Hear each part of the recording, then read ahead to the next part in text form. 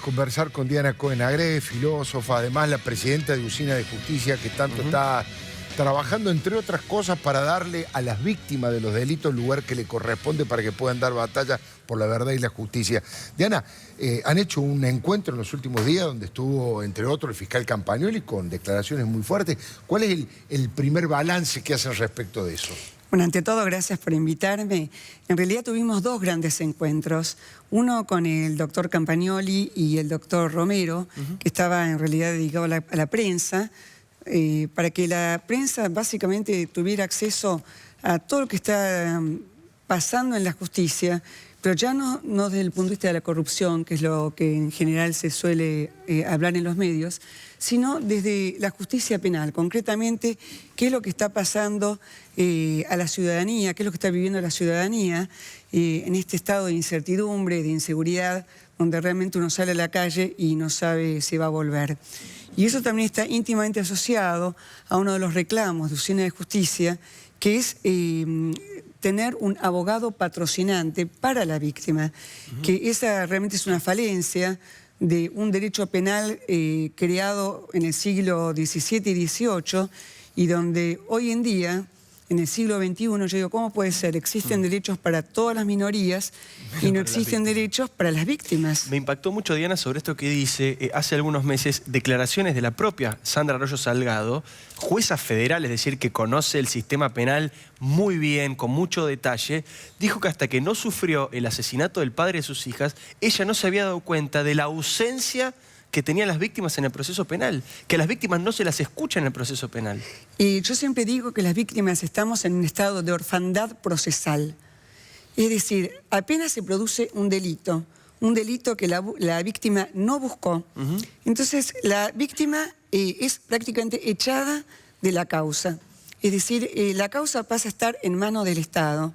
Y dentro de lo que es el escenario de la justicia, apenas se produce un delito, acá en la Argentina, toda la justicia se pone a favor del delincuente y obviamente tiene un abogado defensor muy bien pago, que lo va a seguir a lo largo de toda la causa, que además en la Argentina es muy larga. ¿Por qué? Porque eso también hay que aclararlo. La gente dice, uy, ¿cómo puede ser que haya tantos procesados en las cárceles y no condenados? Hay muchos procesados porque aun cuando el Pacto de San José de Costa Rica y otros pactos internacionales ordenan que haya dos instancias, es decir, supónganse un tribunal oral y la Cámara de Casación Penal, acá en la Argentina hay hasta 7 u 8 instancias de apelación. Claro. Entonces hay muchísimos procesados que como apelan y vuelven a apelar y vuelven a apelar, entonces nunca llegan a estar condenados. Firme, claro. Eso significa no significa que los procesados y que no están condenados sean inocentes. Es más, ustedes piensen que de cada 100 delitos solamente 2 llegan a juicio. Y de ese 2%, apenas unos pocos, un porcentaje mínimo, recibe condena. Esa cifra es tremenda. Sí, tremenda. Sí, Creo que por lo menos yo la escuché de boca de Campagnoli el otro día. Sí, el 2%. El 2%, sí. De cada 100 delitos, solamente 2 llegan a juicio y menos de 1 y medio son condenados. Es una cosa realmente escandalosa. Ahora... hubo otro, discúlpeme para de alguna manera no dejar de mencionar a ninguno de los fiscales. También estuvo el doctor Romero, que es fiscal de la provincia de Buenos Aires, que es interesante, ¿no? Porque teníamos un fiscal de Capital Federal y otro fiscal de la provincia.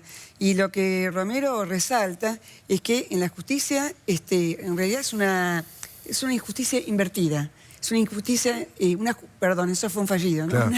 Una justicia injusta, es una injusticia donde se culpa a la víctima y se defiende al victimario. Claro. Ahora, ese concepto que lo podríamos asociar durante los últimos 12 años, no solamente, pero básicamente al doctor Zaffaroni.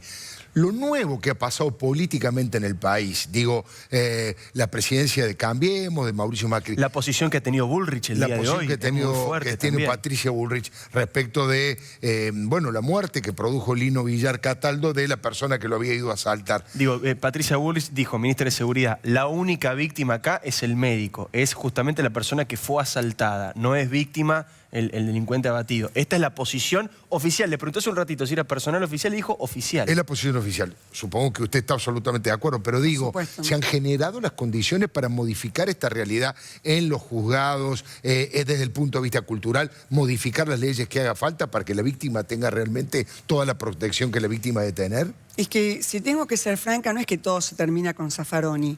Hay el derecho penal no zaffaroniano en la Argentina es lo que en Estados Unidos se llaman los liberales, ¿no? En el derecho.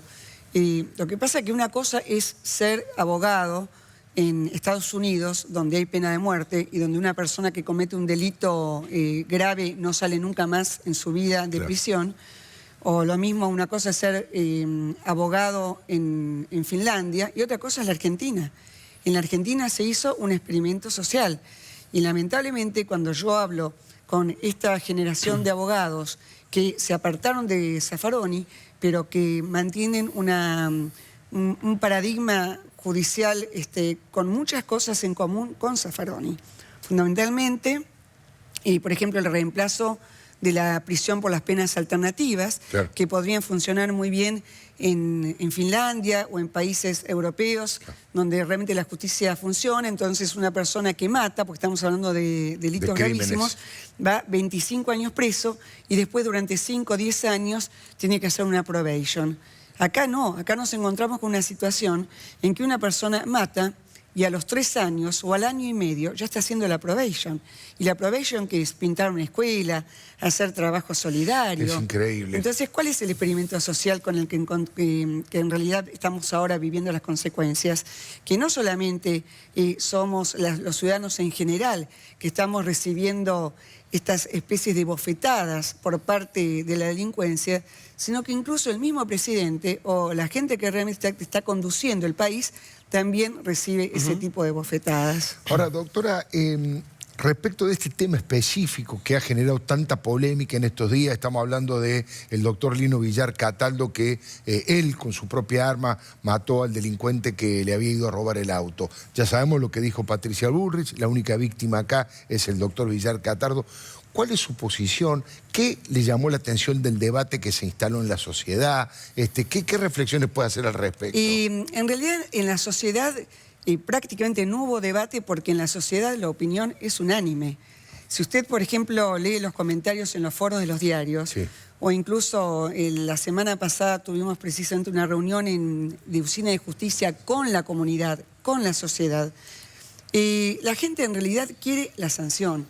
Quiere que si hay un delito, se siga una sanción. Concretamente acá, lo que pasó con el médico en realidad ha sido formado para salvar vidas. Y la persona que murió es una persona que ya venía haciendo toda una carrera delictiva.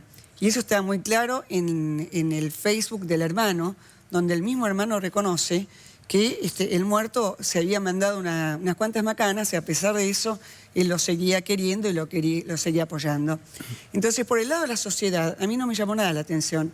Lo que sí me llamó la atención es por el lado de la justicia. O sea, ¿cómo puede ser que en la unidad fiscal de instrucción número 7 en San Martín, el debate haya sido durante todos estos días si se trataba de un homicidio en defensa propia o no, o sin ir más lejos, qué tipo de carátula se tenía que poner y cuáles eran... La discusión era legítima defensa, exceso en la legítima defensa o directamente homicidio agravado por el uso de arma, que es finalmente la calificación que por ahora le quedó, más allá de que el médico ha logrado la excarcelación, está en su casa, pero ha logrado la excarcelación con la imputación de homicidio.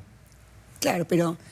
en realidad, acá lo que no se está viendo, y esa es la gran falencia del derecho penal, y esto yo lo digo desde el ámbito de la filosofía, es que cuando se inicia una serie causal, en realidad la serie causal la inició, en este caso, el delincuente. Si el delincuente no hubiese entrado o no hubiese intentado robar el auto, esa serie causal no se habría producido. Entonces, es obvio que el desencadenante, que es la muerte del delincuente, es el producto resultante de la acción del mismo delincuente. Entonces, acá lo que vemos es precisamente esta inversión del derecho penal, donde se está discutiendo si es o no en defensa propia.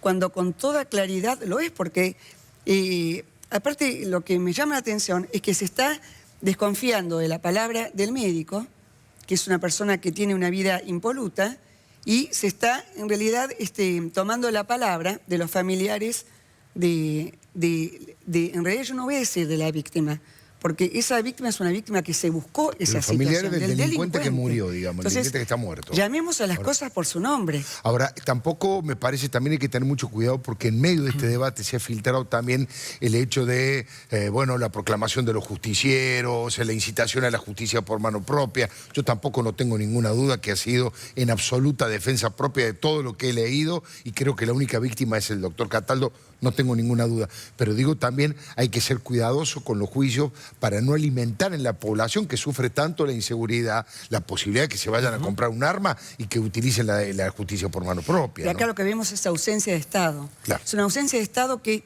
en primer lugar, esa ausencia se vio cuando se produjo precisamente el delito.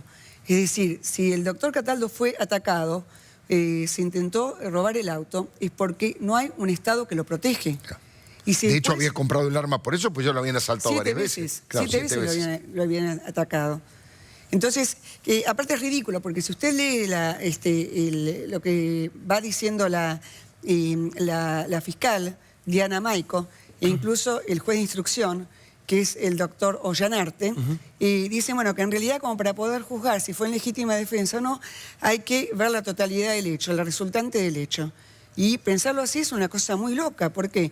Porque en realidad para ver la resultante del hecho, entonces él tendría que estar muerto. ¿Era la vida de uno o la vida de otro? Claro, claro. Entonces ni siquiera se admite la legítima defensa. De hecho, el hijo del médico cuenta que él lo amenaza y le dice, te voy a matar, hijo de puta, y ahí es en donde él trata desde el suelo. El propio médico declara eso en la causa. ¿No? Dice, no tenemos prueba de que efectivamente hayan dicho esas palabras. Entonces, ¿le creen, no le creen a un médico que se ha dedicado a salvar vidas y le creen a un delincuente que ni siquiera, que en realidad a los familiares? Ahora, ¿cuál dirías, Diana, que es, o cuál diría, Diana, perdón, que es el principal problema en todo esto? ¿Es el monto de las penas? ¿Es la manera en la que los jueces justamente aplican el Código Penal?